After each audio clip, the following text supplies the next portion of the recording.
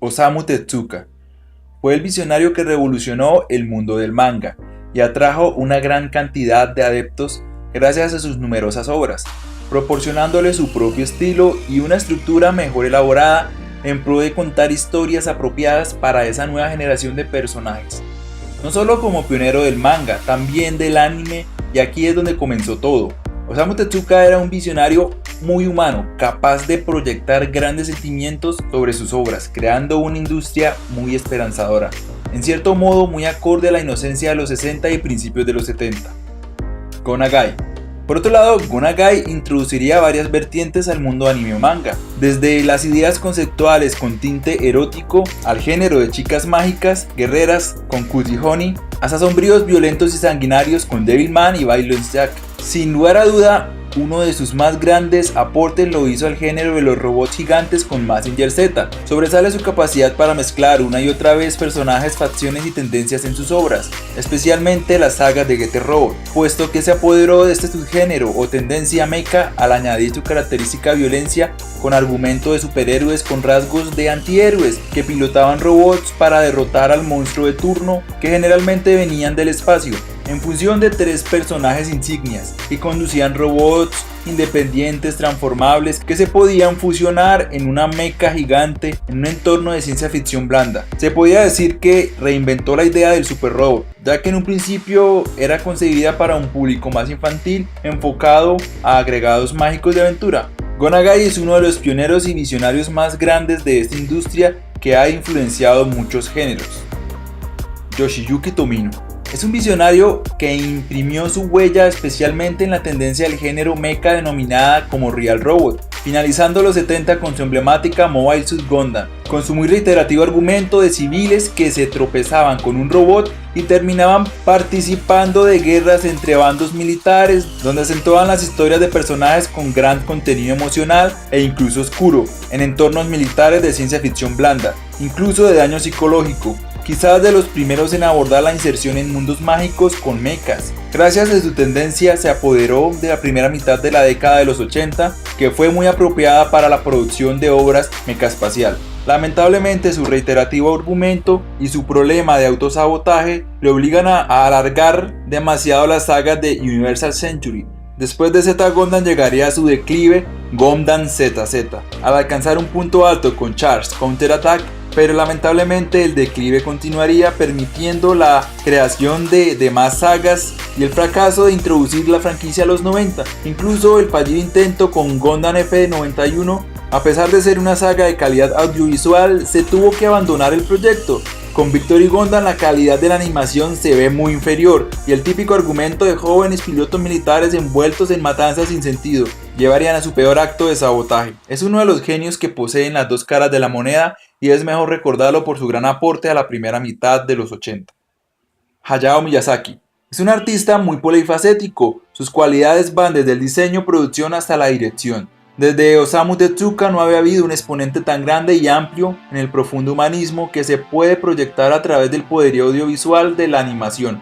Sin lugar a duda, Miyazaki llegó a la cúspide y se mantuvo vigente durante varias décadas, en la cual proporcionó grandiosas obras, en especial las manufacturadas en el inmortalizado estudio Ghibli, ofreciendo el potencial de historias envolventes, inspiradoras, rodeado de la inmensa belleza, apoyado de argumentos de historias de entornos fantásticos, quizás el más grande visionario que fue capaz de desarrollar una idea y plasmarla durante tantos años alrededor de sus maravillosas obras, contribuyendo en un capítulo aparte de la industria de la animación a nivel mundial. Hideki Anno. Igual de polifacético a Hayao Miyazaki, y es necesario referenciarlo porque quizás es una de las pocas personas que pudo entrar a ese minúsculo círculo, haciendo referencia al término de las dos caras de la moneda, una característica de este director, con su tendencia a volverse oscuro en función de los personajes. También trabajó en producciones del estudio Ghibli, pero luego se centró en sus proyectos personales enfocados hacia el estudio Gainax. Sus más grandes aportes llegarían en la década de los 90, demostrando su gran talento, humanidad y amor a la ciencia ficción enfocado en Nadia, donde contaba una bonita historia, conformada por grandes personajes con unos toques infantiles, pero al final inesperadamente se tornaba oscuro, característica propia tanto de Gainax como de Hideki Anno. En ese trabajo se había quedado una semilla sembrada que más adelante se explotaría con la emblemática Evangelion. Neon Genesis Evangelion demostraría una forma impecable cómo integrar historias, entornos, personajes y derivar una tendencia hacia la descomposición psicológica que se iría agregando por el camino.